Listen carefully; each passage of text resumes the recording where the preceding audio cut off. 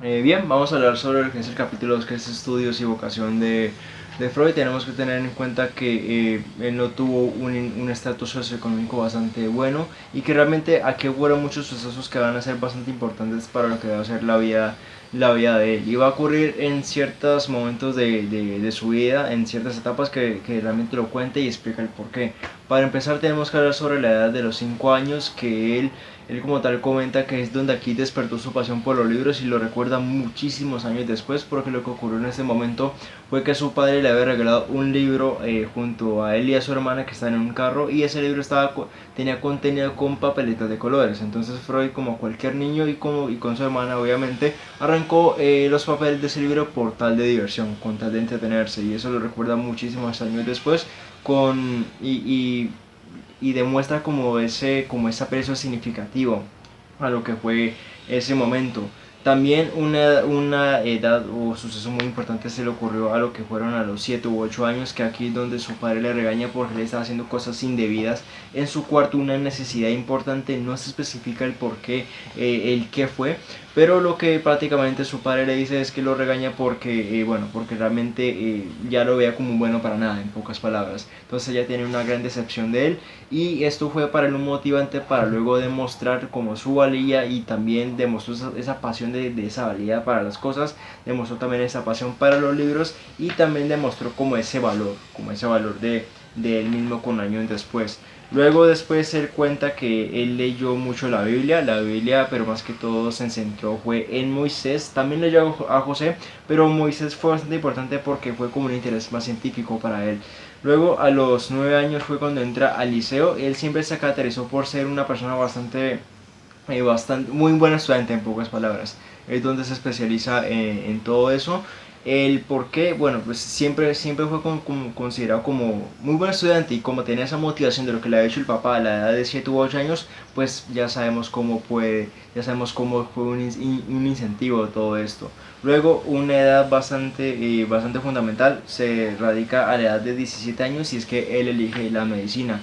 La medicina realmente no fue algo que le gustara a él, y eso ya lo comentará mi compañera después, no era algo que le gustaba, pero él lo eligió más que todo como por esa presión, porque tampoco era una pasión para él. De hecho, claro, como comenté al inicio, ya se sabía que él no nació con lujos, con mucho dinero, pues ya se sabía un poco que elegir esta carrera era un poco expensivo tanto para él y su familia, y pues realmente no estaba muy cómodo con respecto a eso.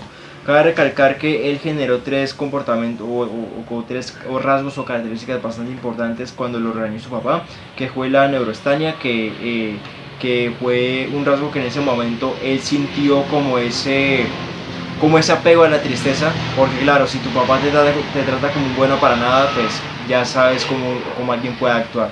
Lo otro fue el carácter, y como lo digo porque eso trascendió después cuando fue buen estudiante, empezó a tener valor y mucho más, y empezó a tener lo que fue pasión por las cosas, como luego fue trascendiendo a lo largo de los años. Ya con esto luego mi compañera va a decir el desenlace del que ocurrió más en ese capítulo, qué lugar visitó, qué lugar fue y qué tanto ocurrió en todo esto. Pero esto es como lo más fundamental de lo que ocurre al inicio del capítulo de historias, de estudios y vocación, el capítulo del texto de Freud.